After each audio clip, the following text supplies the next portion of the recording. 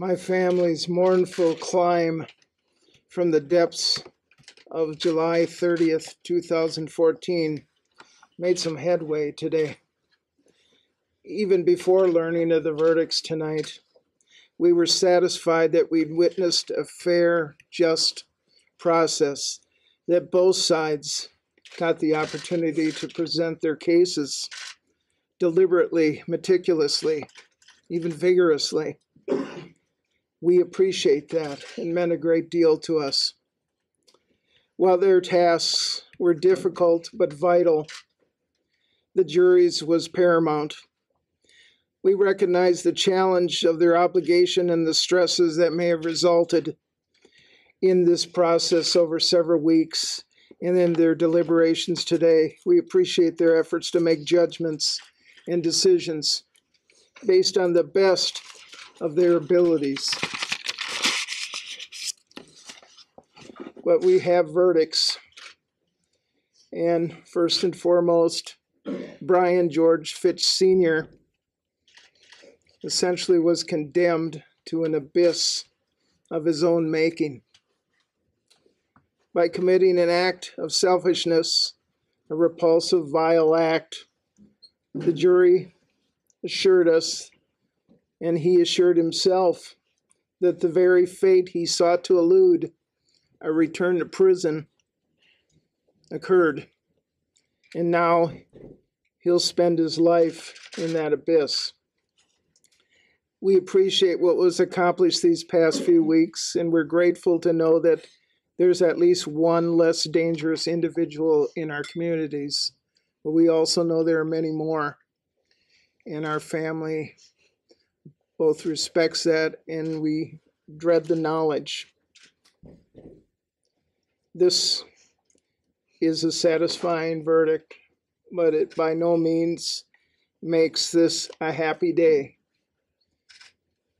We can't celebrate something that began in tragedy and ended in condemnation of someone that should have never been there in the first place.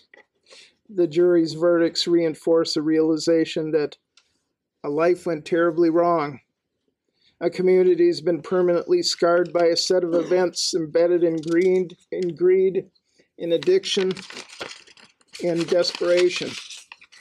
As we learned more details these past few weeks, it saddened us, perhaps more than ever, that such senselessness ended the vital life of a husband, a father, a son, a brother, an uncle, a cousin, a neighbor, a friend, a career community police officer, a brother in blue. Today we've found justice, but it can never be complete. There's little or no justice in the scars and in the pain and the scorn and shame that can come to a family as someone convicted of homicide. My family feels for that family. They did nothing wrong. And we feel for their suffering, and we appreciate their public condolences to our family. I'd like to thank again on behalf of Michelle, Aaron, and Amy, and our family, extended family as well, Phil and Rick and their support team for the efforts they made above and beyond to make the efforts that so many people in the MBCA, in West St. Paul and St. Paul, in law enforcement throughout the state, that they made to make this case presentable and solid to come to a verdict that the jury did. Certainly the law enforcement community needs thanks, and all those agencies, I can never mention them all. They have, through Scott and now through tragedy, have become special family members to us. A special thanks to the women and men of the Stearns County Sheriff's Department, whose their hospitality during this difficult few weeks for us, individually, collectively, much of it on their own time, is something we'll never forget. Our extended family members are up here in this circle.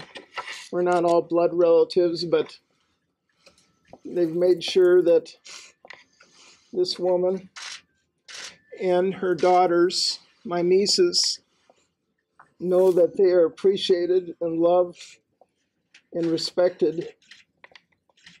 And that's something we can never, ever repay, which leads me finally to the public. Each member with its own opinions, but all with an interest, or most with an interest for sure, that we find some sort of justice, some sort of right out of a terrible, terrible wrong. We're so thankful more people didn't get killed.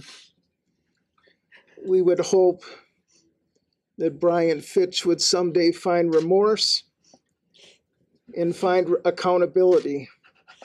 That might be his only chance to find his own soul. We didn't witness that in court today, but we're back on a journey, climb out of that hole. And thank you all in the news media for your attention to this case, for your diligence to try to get the facts and the meaning out there, especially in a change of venue situation, so the people of Dakota County, of Mendota Heights, the Mendota Heights Police Department, who have suffered in many ways as much, if not more, than Scott's own blood and kin, to get their stories out, to get this story out, so people can follow it and be better educated and be prepared for the next fight, so that we can try to avoid more tragic situations like this. This isn't the ending, it's a continuation, and we need to keep that in mind, that these things don't happen in isolation.